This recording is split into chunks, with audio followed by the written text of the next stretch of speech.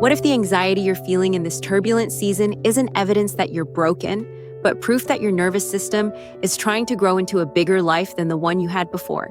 If that's true, the question isn't, how do I make all this stop? But, how do I turn this surge into steady strength? Stay with me, because by the end of this series, you'll have a clear, evidence-informed way to convert overwhelm into agency, including a simple 5-minute protocol for surge days, a way to tell the difference between doom visions and useful intuition, and a practice for allowing more good into your life without self-sabotage. We'll come back to each of those. For now, hold the possibility that the storm is not just outside you. It's also the weather system of a psyche preparing to level up. Before we go any further, a humane disclaimer. What follows is general education, not a clinical assessment or a substitute for therapy, diagnosis, or treatment. If you're in acute distress, contact local emergency services or a crisis line in your country. Use what serves you, set down what doesn't, and consider bringing these ideas to a licensed professional who knows your history. Why this matters now is straightforward. The outer world has been moving the furniture. Institutions are wobbling, leadership narratives pivot overnight. Our feeds splash with upheavals, and the ground under our routines feels less like concrete and more like an escalator that can reverse direction without warning. When environments destabilize, the body listens first. The autonomic nervous system, your built-in watchdog for safety, does not ask permission before it increases heart rate, sharpens attention to threat, narrows your field of view, or drains energy from digestion to fuel a fast exit. That's biology, not failure. The work isn't to shame those reflexes, but to partner with them. That's where good psychology thrives.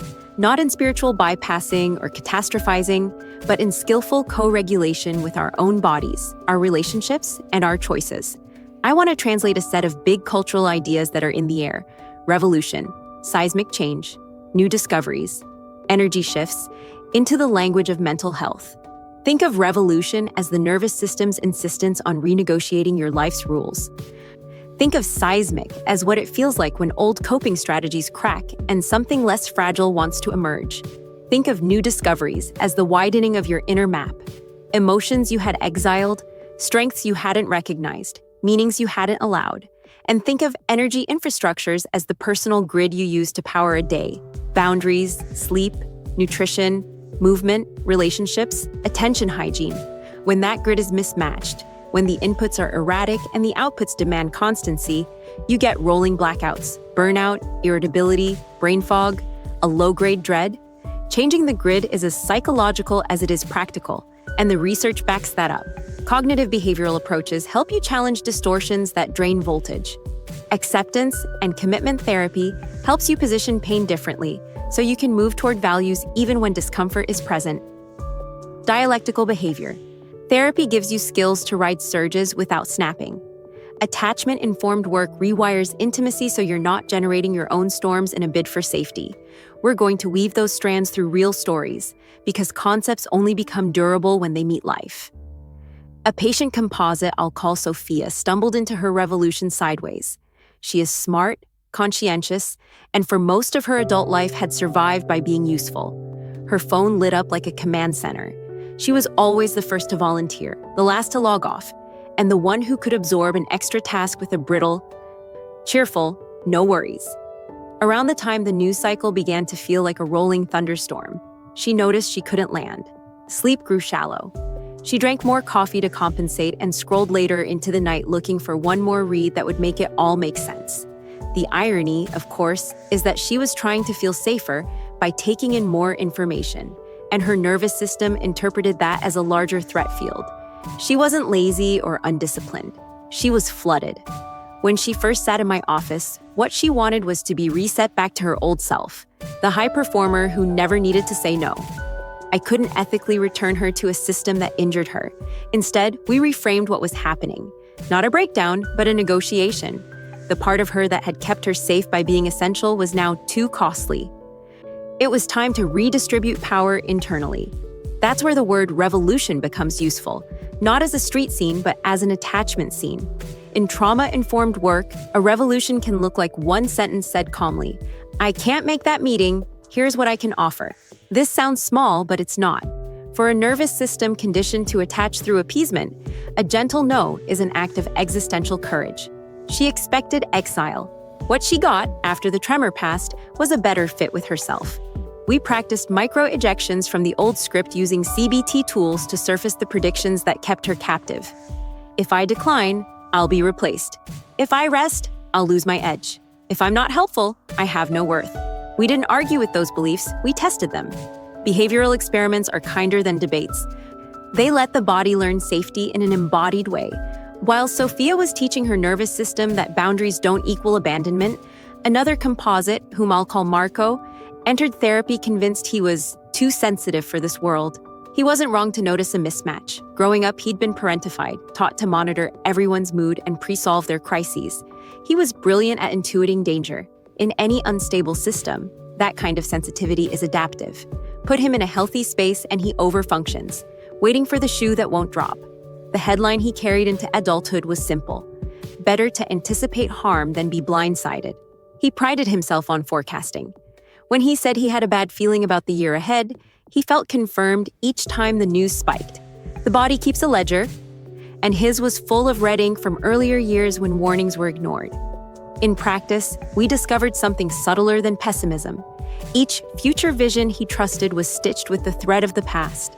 The image felt true because it rhymed with memory. Here we borrow from mindfulness-based cognitive therapy and compassion-focused work. The skill is to notice the image, name the felt sense, and ask a gentle question. Does this picture arise from data in front of me, or from an old file my amygdala has reopened? This isn't about gaslighting yourself into mindless optimism. It's about discriminating between signal and echo. We'll return to a concrete way to do that in a few minutes, because the difference can mean a life that shrinks around avoidance, or a life that expands around discernment. When people talk about the world entering a time of discoveries, I think clinically about meaning-making.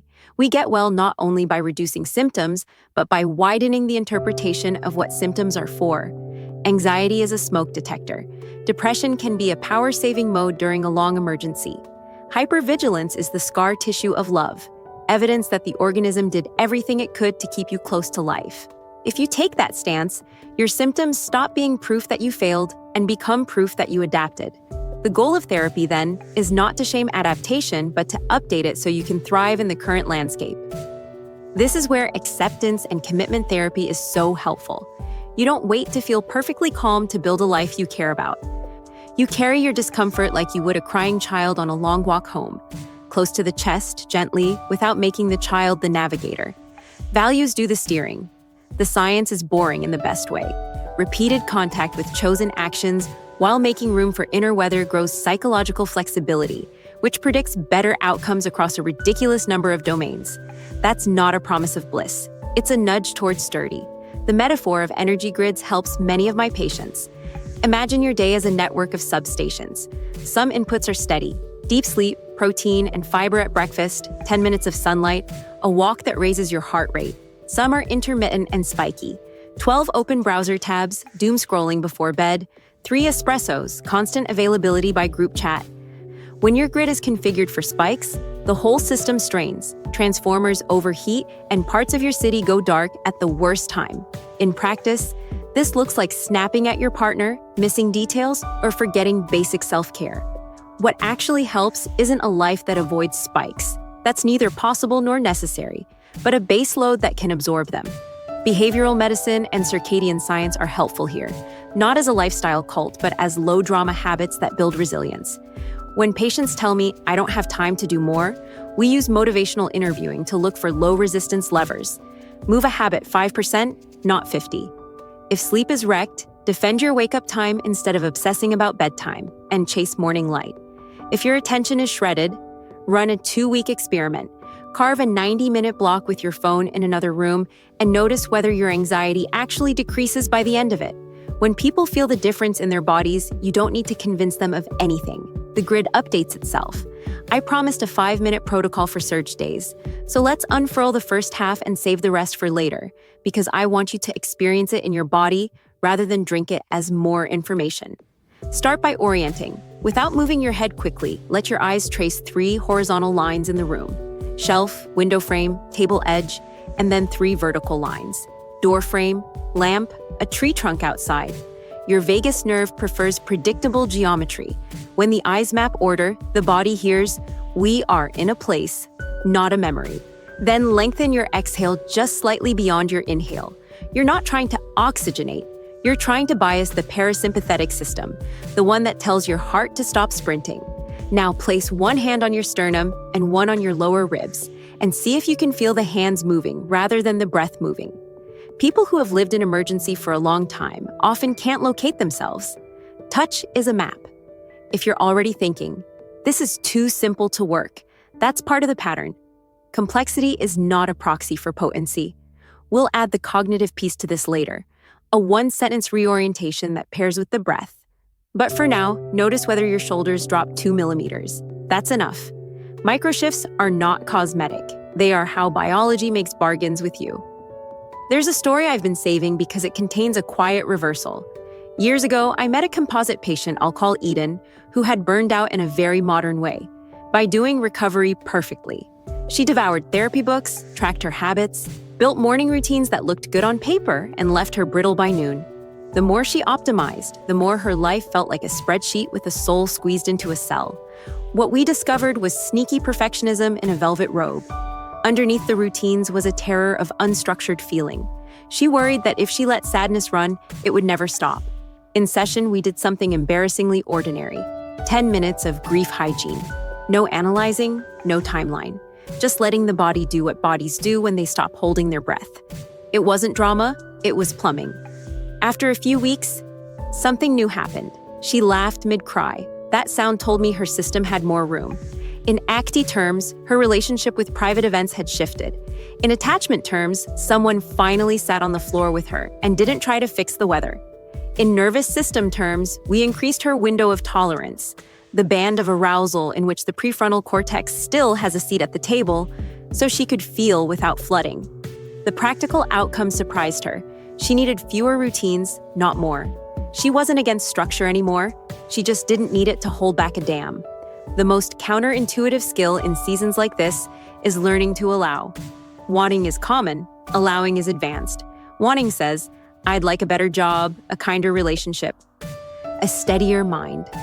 Allowing asks a different set of questions. Am I willing to be seen learning? Am I willing to be chosen and then not sabotage it? Am I willing to release an identity that earned me love by being indispensable? Many people think they are blocked by scarcity of opportunity. Often they are blocked by the cost of receiving. This shows up clinically in subtle ways. Someone starts sleeping better with a partner who is safe, and their body panics because vigilance has been their way of belonging. Or someone finally gets a role that pays them well, and they self-handicap because thriving violates a family loyalty oath. We treat this not by pep talk, but by exposure with compassion. You let a little goodness in, and you survive it. You practice not fleeing intimacy for 2 more minutes than your habit. You notice and name the urge to pick a fight the day after a tender experience, and you choose a walk instead. Change isn't a miracle. It's a choreography of small permissions. Let's return to the idea of seismic. You might think of your panic spikes as malfunctions. I want to offer a respectful alternative. They are fault lines that make your inner territory interesting. Without tectonic plates, the Earth has no mountains. Without arousal cycles, the human has no signal. The task isn't to flatten the plate movement, it's to build dwellings that flex. DBT gives us wise mind, the overlap of reason and intuition, and distress tolerance skills that let you stay in the room with your life. One practical example that helps both Sophia-type appeasers and Marco-type forecasters is to schedule your reactivity. It sounds odd, but when my patients set a 15-minute worry appointment after lunch, 2 things happen. First, they defer a compulsive loop that would have colonized the morning. Second, when the appointment arrives, there's often less urgency left to feed. On days when the worry still swells, we externalize it with a pen and a single page, capped at the time boundary, then close with one values-aligned action that re-anchors the afternoon. The research term here is stimulus control. The felt experience is dignity. You are teaching your brain that you can touch the hot stove of fear without living in the kitchen. We also need to talk about information hygiene without shaming curiosity. When the world feels volatile, scanning for updates is a form of self-soothing that briefly spikes dopamine and then leaves a residue of threat. In CBT, we'd label the pattern: mental filter, catastrophizing, fortune-telling. In practice, What cuts through is an experiment. Pick 2 days. On day 1, check headlines at 5 different points across the day. On day 2, check once, on purpose, then listen to a friend's voice message or take a brisk 5-minute walk. In the evening, compare not your opinion, but your body's readouts: muscle tension, irritability, focus. Patients often tell me, with a kind of relieved embarrassment, that their day 2 was not only calmer, but more effective. That's not because ignorance is bliss, it's because selectivity preserves bandwidth for action, and action is what restores a sense of efficacy. Agency, not certainty, calms the organism. Earlier, I promised we would differentiate doom visions from useful intuition. The simplest tool I know is a 2-question check that lives at the crossroads of cognitive therapy and interoception. First, ask what your body is doing right now. Not what it predicts, what it's doing. Is your breath anchored? Is your jaw clenched? Do you know where your feet are? Second, ask what evidence in the present supports the image you're seeing. If your answers lean heavily on old scenes, news headlines, or your own history of being blindsided, treat the vision as a story to be held lightly, not as a command. If, on the other hand, your body is steady and your evidence is anchored in specifics you could show a kind stranger, that image may be carrying guidance.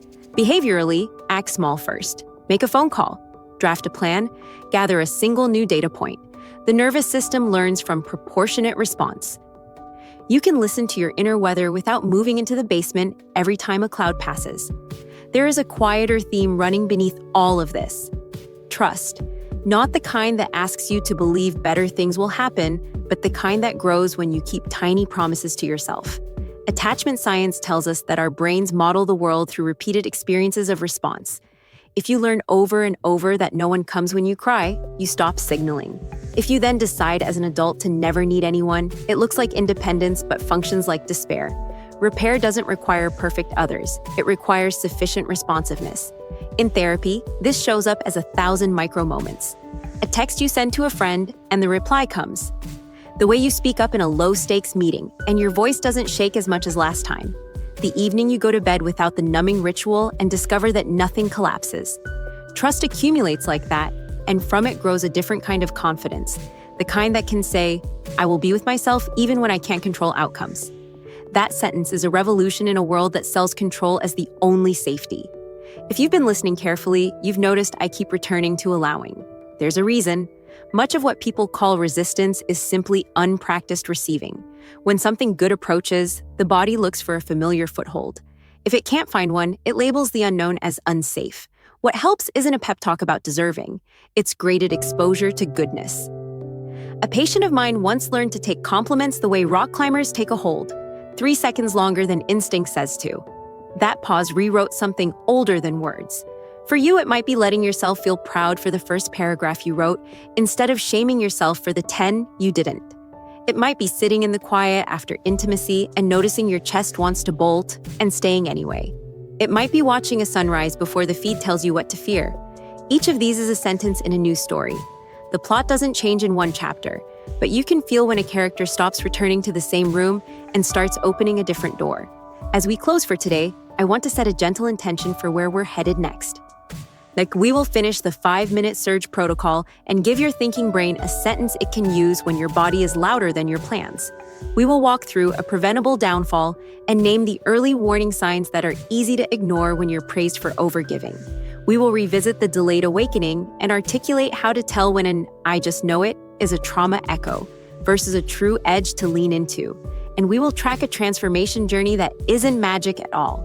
Just ordinary skills applied consistently through the boredom and the brilliance of a real life. Along the way, we'll keep correcting harmful myths, like the idea that you must be calm before you can act, or that boundaries are only for confident people, or that healing means you'll never feel afraid again. Healing means you get afraid and still have a hand on the wheel. If there is one thing to carry into your evening, let it be this. The surge inside you is not a verdict. It is a vote for more life. You don't have to earn the right to rest before you practice strength, and you don't have to become invulnerable to deserve connection. The world may keep moving the furniture. You are allowed to move your chair to the window, breathe in a way that tells your heart you're here, and then choose the next small values-aligned action. The rest is repetition, which is how bodies learn. When you're ready to keep going, I'll be here to deepen the practice and widen the map. Type "Contin" whenever you're set to move forward. Let's pick up where we left off and finish the 5-minute surge protocol, so you have a complete sequence you can trust on the days when your thoughts are faster than your breath. After the visual orienting and the longer exhale, add a quiet cognitive anchor that doesn't argue with your feelings, but gently tags the present. Right now, I am in this room, at this time, with this body, and I can influence one next step. The wording matters less than the posture.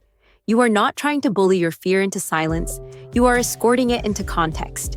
Then give your hands a job your brain can measure. Press your thumb to each fingertip on one hand, counting 1, 2, 3, 4 as you move, then switch hands and count backward 4, 3, 2, 1. If numbers make you tense, replace them with a short phrase like "I am here now." Final step, choose one small action with your environment that confirms safety. A sip of water, opening a shade, laying a cool cloth on your neck. The nervous system trusts what it can sense. When you pair a low-effort behavior with awareness, the body learns that you can have big feelings and small control at the same time. That is often enough to keep your prefrontal cortex at the table so your values can vote.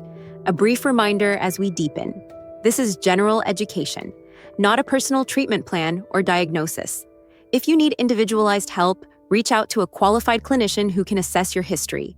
If you're in danger or thinking about harming yourself, contact local emergency services or a crisis line immediately.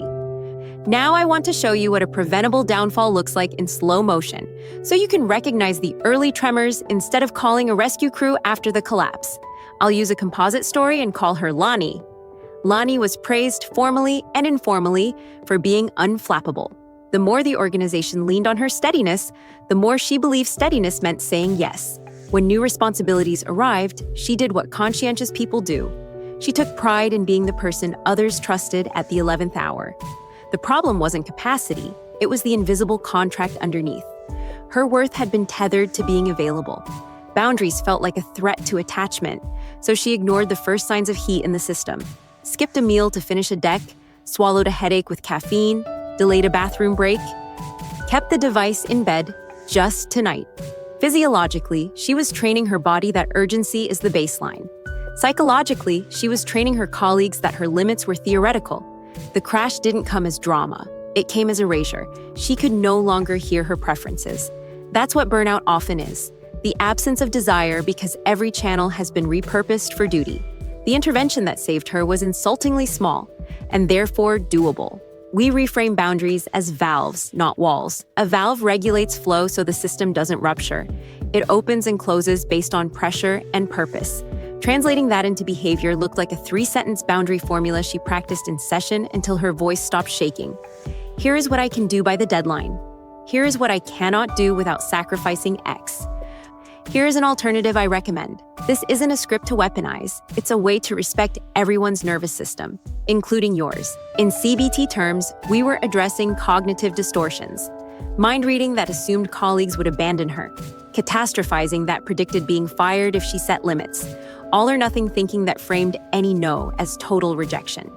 The experiments that followed were simple and kind. She declined one request with the formula and circled back later with a small win, so her body learned that connection survives dosage. She blocked a 90-minute focus window twice per week and delivered a cleaner product, so her brain associated boundary with excellence, not guilt. Within weeks, the grid metaphor became real. The base load stabilized, and her spikes stopped triggering outages. She didn't become less generous. She became a better steward of generosity. Sometimes what undoes us isn't overwork, but the story we trust when our stomach tightens. That delayed awakening is harder to catch because it feels like intuition telling the truth. I'm thinking of a composite I'll call Elena, a capable person with a finely tuned danger radar and an equally finely tuned willingness to call that radar wisdom. She carried a catalog of past betrayals. When she described her current fears, the images were vivid, cinematic, persuasive. I believed her body, which is different from believing the plot. Our work together was to teach her the difference between a trauma echo and a live alarm. We used a small decision tree drawn from mindfulness-based cognitive therapy and interoceptive awareness. First, map the body. Is your breath in your chest or belly? Are your shoulders up? Where do your feet meet the ground? Second, identify cues in the room and the day that actually point to danger. Third, estimate cost and reversibility. What happens if you take a tiny step toward the feared thing and we're wrong? What happens if you avoid and we're wrong? Finally, pair action with a regulating dose of kindness, which is not the same as telling yourself to get over it. It's acknowledging that your nervous system has evidence for its caution and inviting it to test a new data point. Elena learned to send one vulnerable text without adding a paragraph of disclaimers. She learned to ask for clarification once instead of triple guessing tone. She learned to leave the party at the 90-minute mark, not as a retreat from intimacy, but as an honest reading of her social battery. The surprising result wasn't that she felt safe all the time. It was that safety stopped being the only metric for a good day. Meaning and congruence started to matter more. Both Lonnie and Elena had to unlearn a belief that sounds noble and quietly wrecks people. I will be worthy when I earn it through strain. In acceptance and commitment work, we call that a rigid attachment to a particular rule about the self. The antidote isn't lawless self-indulgence. It's noticing the rule and choosing a value that is larger. A value, unlike a goal, can be enacted immediately in small behaviors. If you value presence, you can put the phone down during one conversation today. If you value truth, you can tell a kinder, shorter version of what you actually think in the next meeting. If you value courage, you can tolerate the tremor in your hands and send the email you keep rewriting. When people enact values at a scale their nervous system can tolerate, identity shifts from the inside out. You stop chasing evidence that you're allowed to exist and start participating as if you already do. I promised a full transformation arc that isn't magic. I'll combine several patients into one person and call him Noor. At intake, Noor's symptoms were familiar: sleep fragmentation, morning dread, afternoon fog, weekends that were supposed to refill the tank and somehow made the week harder. He loved his partner and resented them for needing him. He wanted a promotion and avoided stretch projects. He described his life as something that happens at him. We ran a brief functional analysis, which is a behavioral way of asking what happens before the symptom, what happens after, and what keeps it in place. Before the dread, scrolling headlines in bed, late meals, 3 snoozes, no morning light. After the dread, caffeine spikes, marathon email sessions, skipping the walk that had helped him last year, collapsing into aimless content at night. Maintaining conditions, his belief that if he slowed down, he would never speed up again, and the reinforcement he got from colleagues every time he bailed them out at the expense of his priorities. The first phase of work wasn't thrilling. It was the domestic engineering of a better baseline. Same wake time within an hour each day, morning light on the face before any screen, 10 minutes of movement he didn't hate rather than 30 he'd avoid. Protein at breakfast, a fixed quit time twice a week. None of this cured him, all of it gave us a floor. With a floor, we could move into the patterns that were actually running his life. He had what trauma therapists call a fawn reflex in certain relationships, a peace fast to keep the peace. He also had a fight reflex with himself, self-criticism so practiced it felt like responsibility. We brought in dialectical behavior therapy skills, not as homework, but as scaffolding. Tip skills for acute surges when shame spiked, half smile and willing hands when he realized he had spoken over his partner and wanted to disappear. Opposite action when he started to isolate on the day he needed to ask for help. He was skeptical at first because the skills look like tricks. Then he discovered what most patients discover. The point of a skill is not to impress your therapist. It is to keep the door open long enough for a value to walk through. With enough reps, the boring skills become self-respect. There was a weekend in month 3 that changed his arc. A friend invited him on a hike he would normally decline. He said yes, partly out of stubbornness with me, partly because he was tired of his own voice narrating his limits. On the trail, his body did what bodies do. When they get altitude and horizon, it recalibrated. He came home and said something I hear often from people who forget they have a vestibular system. I didn't know my brain could feel wide. He wasn't cured of anxiety. He had touched a different nervous system setting and now had a reference point. We turned that into a practice, not a memory. Twice a week, he found a line of sky for 10 minutes. He didn't force insights. He let his eyes and breath do the therapy. There is nothing mystical about it. The oculocardiac reflex and the vagus nerve collaborate whether you believe in them or not. Sometimes psychology is not a metaphor. It is physiology translated into choice. As his window of tolerance widened, we turned toward allowing. He wanted a promotion. He also wanted to make himself small the minute someone noticed his contribution. That is a common bind. The organism seeks proximity because proximity was safety. Then proximity threatens autonomy, and the old self intervenes. Instead of plunging him into exposure he would fail, we built a ladder he could climb without setting off fire alarms. Step 1 was letting a compliment land without deflection for 3 seconds. Step 2 was one sentence of self-credit in meetings when appropriate, delivered without a preamble or apology. Step 3 was a weekly review he wrote for himself that began with what went well before what needed work. He loathed Step 3, which told me it was the right medicine. This was not positive thinking. It was building tolerance for being accurately seen. The shift that followed was practical and relational.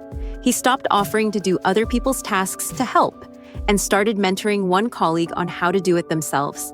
He stopped hiding his ideas until they were perfect and brought them earlier, messier, and more collaborative. He stopped telling himself that love meant never being a burden and experimented with asking for small favors. The most interesting outcome wasn't the promotion that eventually came. It was that his partner felt less alone in the relationship because he let them take care of him sometimes. Reciprocity is regulating. By now, you might be wondering how to apply all of this when the world remains noisy and your history remains your history. This is where the distinction between certainty and agency becomes essential. You cannot secure certainty. You can increase agency. Agency, in clinical language, is the felt sense that your actions can influence your environment and yourself in predictable ways. It grows in the same boring way strength grows. Repetitions, weekends off, a plan that fits your life, not the imaginary life you think would impress someone else. If you pair the Surge protocol with one values-aligned behavior daily and one act of allowing weekly, the texture of your days will change. You will still have storms, you will also have a keel. And if you add one boundary valve in a relationship that matters, you'll notice that intimacy either deepens or clarifies. Both outcomes are merciful. There's one myth I want to retire directly because it keeps too many good people stuck. You do not have to feel ready to act in alignment with who you want to be. Readiness is not a feeling. It's a decision supported by scaffolding. When people wait to be unafraid, they outsource their lives to mood. When people move while afraid, gently and proportionately, fear learns it is not king. That doesn't mean white-knuckling every day. It means choosing the right weight for the week you're in. If you slept 4 hours, your brave act might be a nap and a text that sets expectations. If you slept 8, your brave act might be the hard conversation or the first page of the application. Psychology is not a contest. It's craft. Crafts are built on small, repeated motions until the hand knows what the head no longer has to explain. I want to return for a moment to information hygiene, because nearly every person I see underestimates how much their attention diet shapes their symptoms. This is not an argument for ignorance. It's an invitation to treat attention like blood sugar. Roller coasters are thrilling. They are not a stable fuel. If you design your media intake as if you were designing nutrition for a sensitive athlete, you get less drama and more endurance. That might mean one deliberate check of a trusted source rather than a dozen hops across alarmist headlines. It might mean replacing the last scroll of the night with a voice note exchange with someone whose nervous system you trust. It might mean moving the most emotionally loaded conversations to a time when your body has more bandwidth. In research on emotion regulation, we call this situation selection and modification. In real life, it's called knowing yourself. If you've been following the thread, you can feel how the themes braided through these stories. Revolution as renegotiated attachment, seismic as fault lines you can build flexible dwellings upon, discovery as compassionate reinterpretation of symptoms, energy as the grid that keeps a day powered are not grand abstractions but daily skills. You do not have to solve the era you live in. You can, however, participate with dignity. That is more radical than it sounds. Before we close today, let me give you the cognitive line that completes the Surge protocol and will serve you when your thoughts sprint ahead of your breath. It's a sentence that acknowledges fear, names the present, and chooses proportion. A scared part of me is forecasting, and right now I am here, and I will take one small step that I can review later. Say it softly. The point is not to win an argument with yourself. The point is to resume authorship. If you practice that line when you're only mildly stirred, it will be available when the pond is choppy. Next time, we'll consolidate what we've built, close loops you've been holding open since the first minutes of this series, and distill a handful of practices you can carry for the season ahead without needing a manual. We'll also widen the lens on trust, how it accumulates in relationships, how to repair when you miss each other, and how to let goodness feel less like a foreign language and more like a home you're allowed to live in. For now, keep it human scale.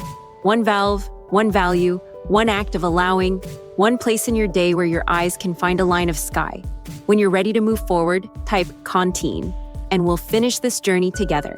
Trust sounds like a big virtue word, but in practice, it grows out of small, boring moments you can actually execute.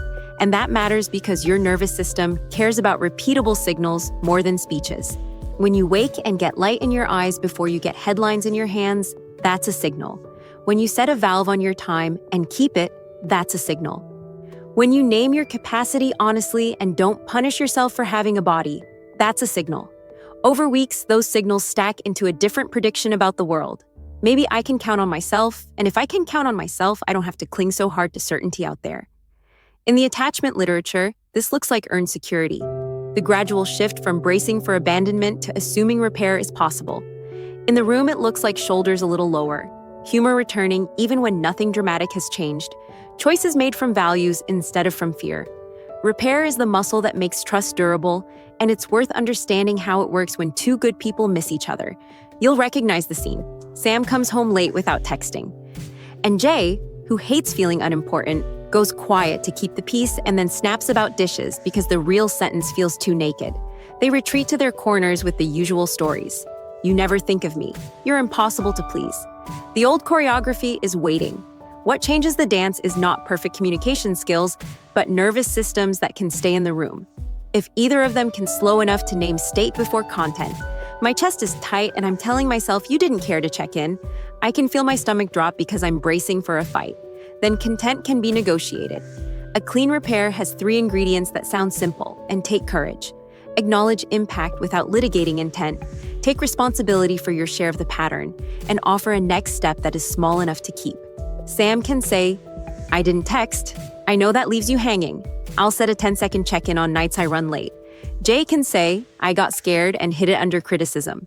I'll tell you directly I felt unimportant next time, even if my voice shakes." Neither person is groveling. Both are protecting the connection. Gottman's research suggests relationships stabilize when positive to negative interactions skew heavily toward the positive. You don't get there by avoiding all friction. You get there by repairing quickly and often so the nervous system learns that conflict is a bridge, not a cliff. Boundaries are part of that bridge, which is why the valve metaphor matters more at home than in any calendar. People hear boundary and imagine a hard edge that keeps intimacy out. Healthy boundaries do the opposite. They make closeness feel safe because each person trusts there is a regulator on the flow. The moment Jay knows they can say, "I'm saturated, I need 20 minutes to come down before we talk," and Sam knows the conversation will happen when the timer ends. Each of them can let go of strategies that create false safety, stonewalling, pursuing, sarcasm, scorekeeping. If this sounds mechanistic, remember the point isn't to script your love life. It's to give your bodies predictable structures so your hearts can take more honest risks. The paradox of containment is that the right amount of it increases permeability.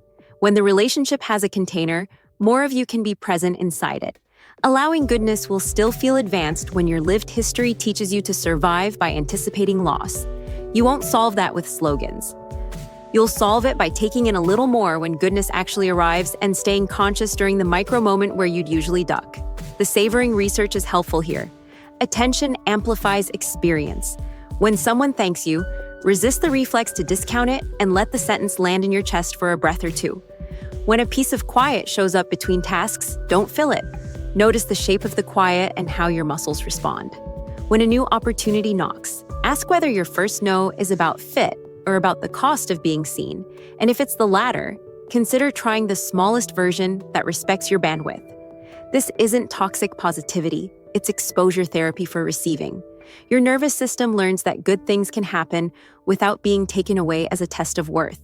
Once that learning sticks, self-sabotage needs less airtime.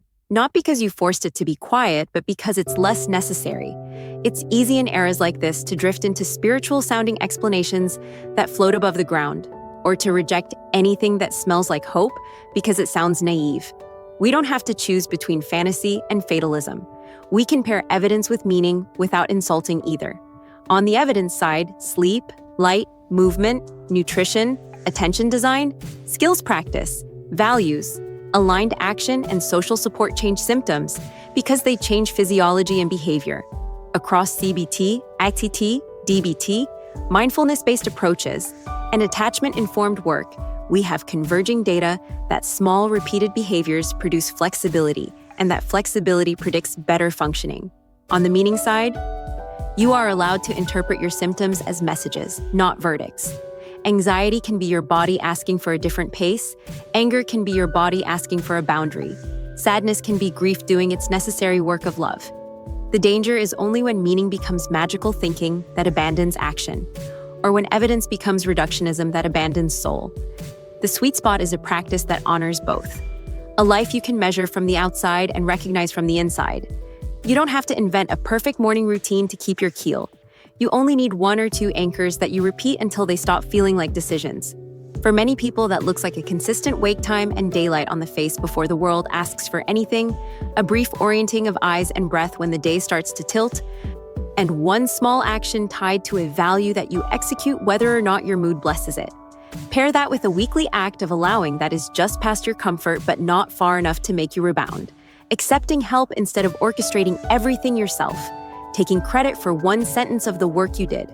Letting a night end on kindness instead of picking at the thread because calm is unfamiliar.